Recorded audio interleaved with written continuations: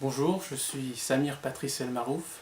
J'ai écrit aux éditions L'Harmattan un essai politico-littéraire intitulé Les prémices littéraires des révolutions arabes, paru en mai dernier.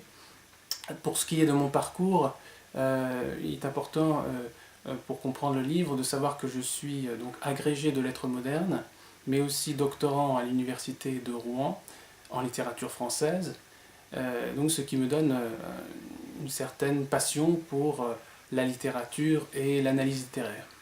Pour ce qui est de mon parcours personnel, il faut aussi savoir que je suis binational, c'est-à-dire que je suis à la fois de père marocain, né de père marocain et de mère française, ce qui me donne là encore une sorte d'égal intérêt pour les philosophies, les littératures et les politiques des deux rives de la Méditerranée, de France et d'Afrique du Nord.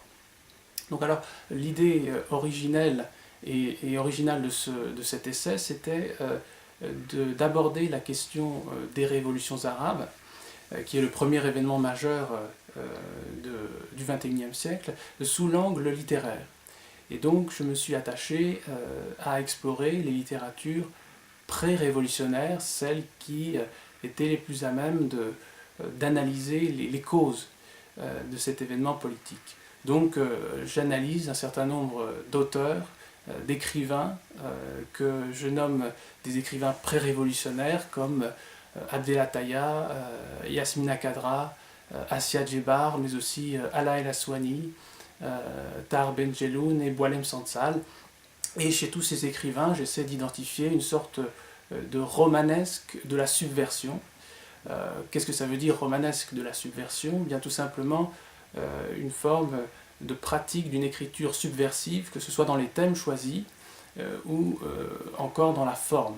Et donc, du point de vue des thèmes choisis, j'aborde des sujets aussi variés que l'impasse militaro-islamiste, le militarisme et l'islamisme étant deux fausses pistes du chemin démocratique arabe, et puis également l'oppression des femmes, l'ostracisme des homosexuels et la question de la francophonie et de la bataille intérieure qui se livre dans